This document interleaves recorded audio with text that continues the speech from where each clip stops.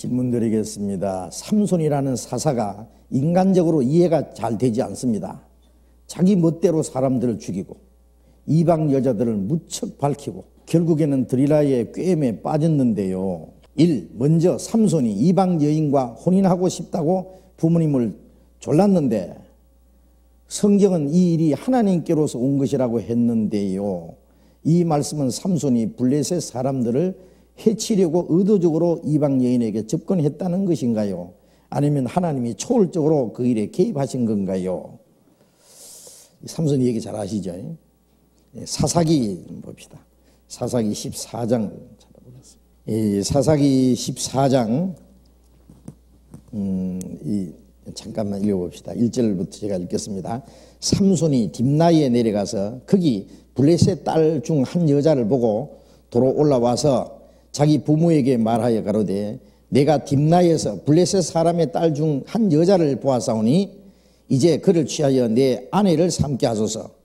부모가 그에게 이르되 네 형제들의 딸 중에나 내 백성 중에 어찌 여자가 없어서 네가 할례 받지 아니한 블레셋 사람에게 가서 아내를 취하리 하느냐. 삼손이 아비에게 이르되 내가 그 여자를 좋아하오니 나를 위하여 그를 데려오소서 하니 이때에 블레셋 사람이 이스라엘을 관할한 고로 삼손이 틈을 타서 블레셋 사람을 치리함이었으나 그 부모는 이 일이 여호와께로서 나온 것인 줄 알지 못하였더라.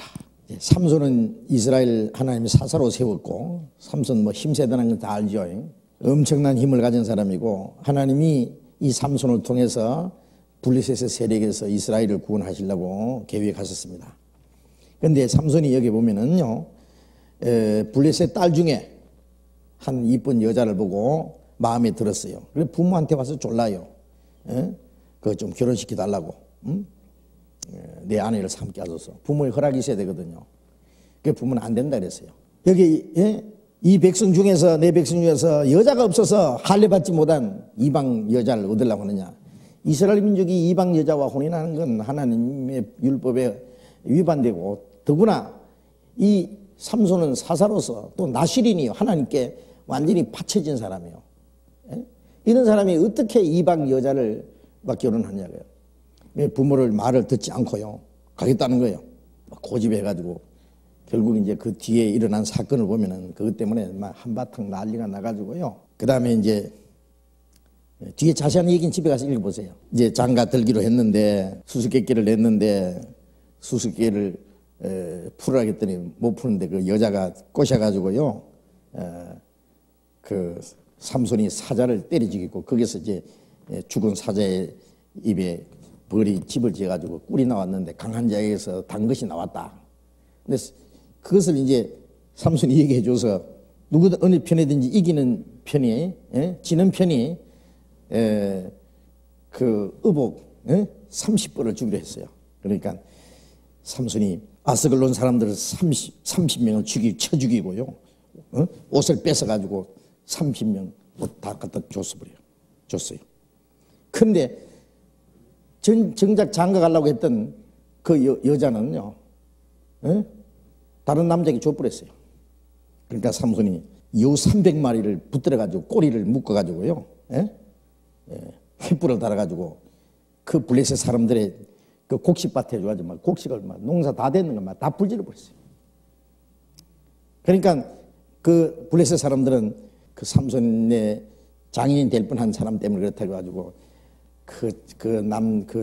그 사람하고 아비하고 그 집 사람들을 다 막 불질러 죽였어요.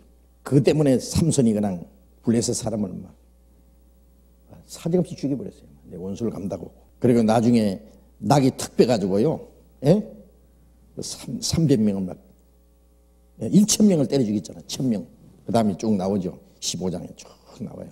자, 그랬는데 문제는 여기 질문 내용이 뭐냐면은 삼손이 이방 여자와 혼인하고 싶다고 부모에게 졸랐고 이건 또 하나님께로 온 것이라고 블레셋을 하나님이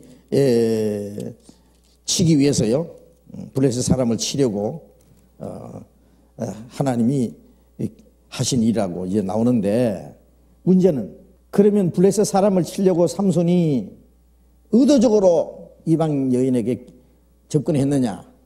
아니면 하나님이 직접 블레셋을 치려고 삼손을 그렇게 그런 일을 시켰느냐? 그렇다면은 목적을 블레셋을 치는 거지만은 방법이 잘못되지 않느냐? 그렇잖아요. 응? 어떻게 하나님의 율법을 위반해가면서 이방 여자와 같이 얻어가지고 살면서 이방 여자를 얻으면서도 그 이방 세력을 칠 수 있는 하나님이 잘못된 방법을 이용해가지고 블레셋을 치려고 하느냐? 모순이다. 물론 모순이고 말고요. 삼손이 이방 여자를 좋아한 것은 하나님이 시킨 거 아니에요. 삼손이 잘못한 거예요. 그러니까 삼손이 결국 그것 때문에 들이라의 무릎을 베고 잠자다가 그냥 머리 다 깎이고 눈 빼고 그럼 끌려가서 쇠고랑 차고 맷돌을 돌리고 그런 수치를 당했잖아요. 응? 삼손이 당한 수치는 바로 이스라엘 백성의 수치요, 하나님의 영광을 짓밟은 겁니다. 삼손이 이방 여자를 좋아한 것에 대해서 결국 삼손은 그에 대한 보응을 톡톡히 받았어요. 그러나 여기에 그것이 하나님께로 났다는 말은 뭐냐면은, 비록 삼손이 잘못하기는 했지만은 그렇다고 하나님의 섭리와 하나님의 계획이 무너지는 건 아니에요. 삼손이 잘못한 것을 통해서라도 하나님은 자기의 역사를 이루시는 거예요. 이 블레셋을 치는 것은 그걸 갖다가 하나님의 초월 통치라 그럽니다. 한 가지 예를 들면은요, 형들이 요셉을 미국에서 애굽에 팔아버렸잖아요. 하나님이 요셉을 파라고 시켰습니까? 아니, 그건 형들이 직접 실제로 미국에서 요셉을 판 거예요.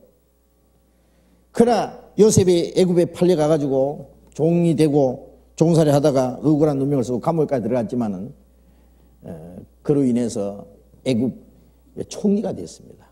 애굽의 실권자가 됐습니다. 그래서 나중에 요셉이 형들에게 하는 말이, 형들이 나를 판 것이 아니라 이 흉년 때 우리 가정을 구원하려고 저를 먼저 보내신 겁니다. 하나님의 섭리를 깨달은 거예요.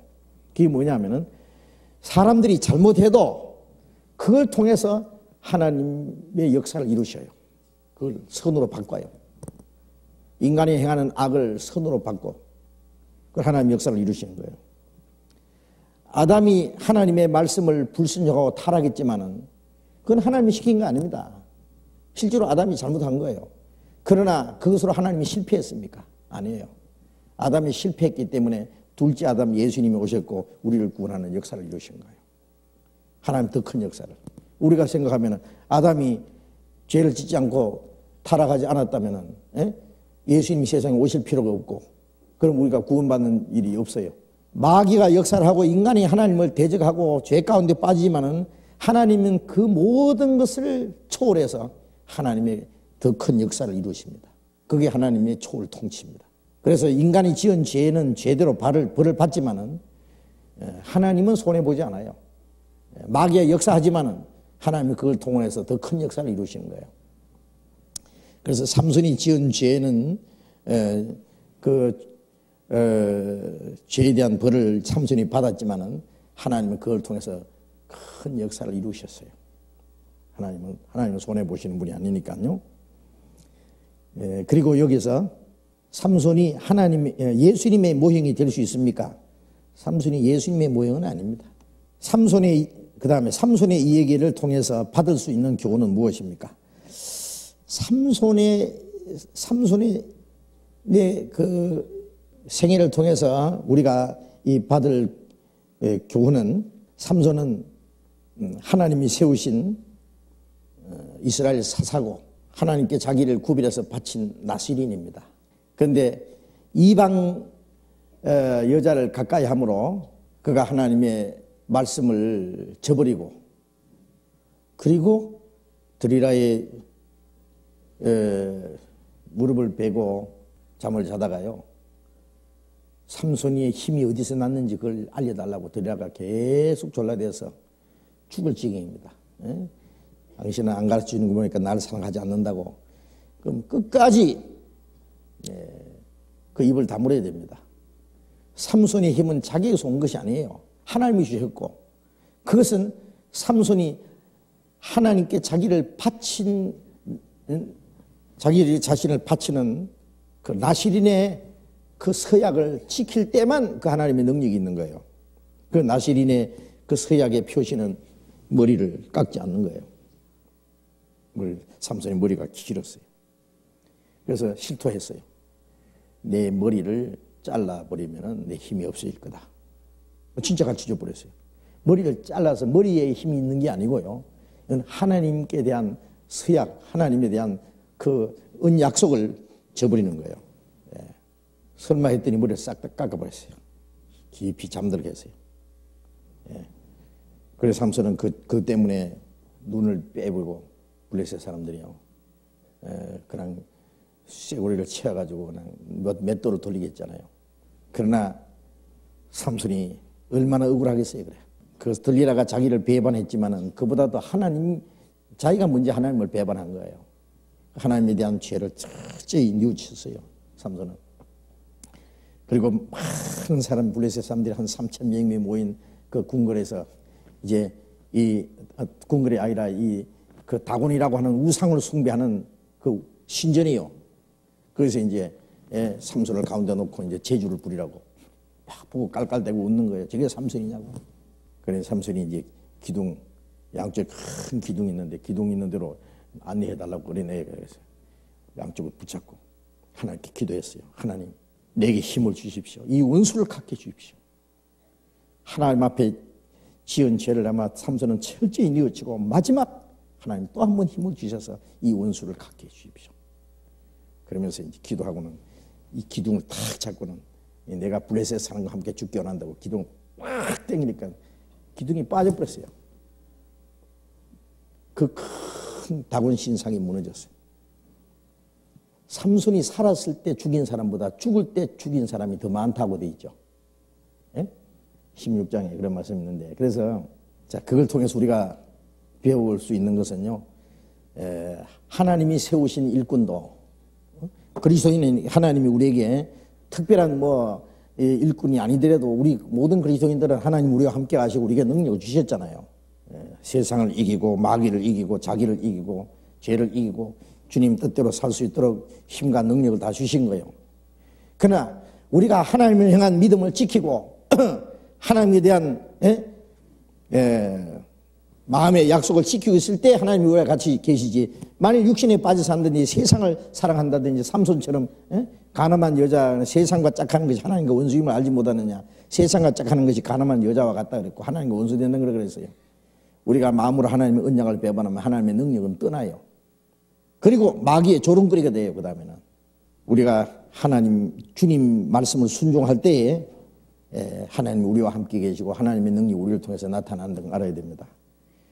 그러나 삼손이 철저히 회개하고 뉘우쳤을 때, 다시 범죄한 후에 그 책망을 받고 철저히 뉘우쳤을 때 하나님께서 다윗에게 다시 축복해 주셨듯이요, 삼손도 마지막 하나님이 힘을 주셔서 그 큰 우상의 신전을 무너뜨리고 그리고 그 블레셋 사람들을 죽이는, 지금으로서 그 한 3,000여 명 아마 죽었을 거예요.